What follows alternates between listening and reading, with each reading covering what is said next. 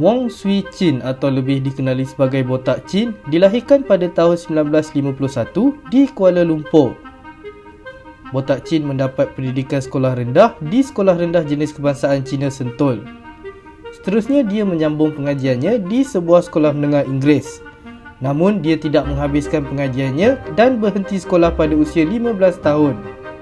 Oleh sebab tidak bersekolah, dalam usia yang muda, Botak Chin bekerja sebagai pembantu di Pasar Burung Jalan Tun Ismail selama setahun.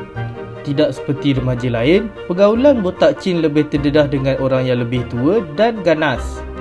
Malahan dia pernah dipukul oleh sekumpulan ahli kongsi gelap kerana melawan dan tidak mahu membayar wang perlindungan. Sebelum tu, jangan lupa tekan butang subscribe dan setkan loceng kepada all untuk update video-video kami yang terbaru.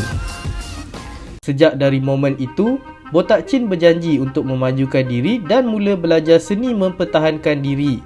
Dia mahu menolong orang yang teraniaya seperti dirinya. Botak Chin mula terjebak menyertai kongsi gelap sejak berusia belasan tahun. Kumpulan pertama yang disertainya adalah geng 360. Oleh sebab banyak bergaul dengan orang dewasa, Botak Chin lebih matang dan berani jika dibandingkan dengan remaja seusianya. Botak Chin berubah menjadi lebih liar selepas kematian ibunya.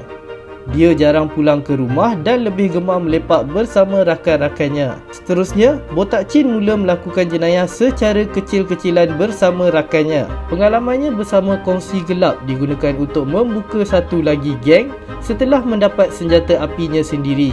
Botak Chin meletakkan beberapa syarat yang mesti dipatuhi oleh seluruh ahli gengnya. Mereka tidak boleh menggunakan dadah dan tidak boleh menganiaya orang susah. Dia juga mengingatkan ahli gengnya supaya bersedia untuk dibunuh jika melanggar syarat yang telah ditetapkan. Kumpulan Botak Chin menjadi buruan selepas mereka dikesan begitu aktif melakukan jenayah. Nasib tidak menyebelahi Botak Chin apabila dia bersama kumpulannya diberkas polis. Mereka didapati bersalah dan dijatuhi hukuman penjara 7 tahun.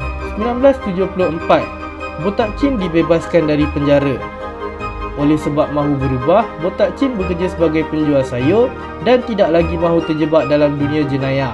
Walau bagaimanapun, Botak Chin kembali dengan mengumpul semula ahli-ahli yang boleh dipercayainya. Botak Chin juga turut menambah ahli kumpulannya dan senjata api. Mereka aktif melakukan rompakan dan yang paling besar adalah rompakan bank di Jalan IB, Kuala Lumpur pada 20 Julai 1975. Mereka berjaya melarikan wang sejumlah RM95,000. 22 November 1975.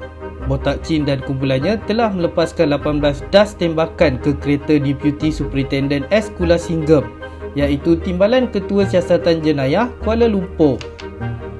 Beliau juga merupakan ketua pasukan polis yang memburu Botak Chin dan kumpulannya. Beliau bernasib baik kerana hanya cedera ringan akibat terkena satu das tembakan. Pemburuan pihak polis sampai ke kemuncak apabila 16 Februari 1976, satu pertempuran bersama kumpulan Botak Chin telah berlaku. Pasukan polis melepaskan kira-kira 500 das tembakan selain menggunakan gas pemedih mata dalam pertempuran tersebut. Botak Chin yang cedera terkena tembakan di kaki dan tangan kanan menyerah diri kepada pihak polis. Dia menjadi orang pertama yang mengaku salah di atas dakwaan memiliki senjata api dan peluru yang membawa hukuman mati selepas ditahan selama setahun. Semasa hayat Botak Chin, dia pernah menganggap dirinya sebagai Robin Hood kerana pendiriannya tidak mahu menganiaya dan mahu membela orang susah. Namun benarlah kata orang, matlamat tidak menghalalkan cara. 11 Jun 1981, Botak Chin dihukum gantung di penjara Pudu pada usia 28 tahun.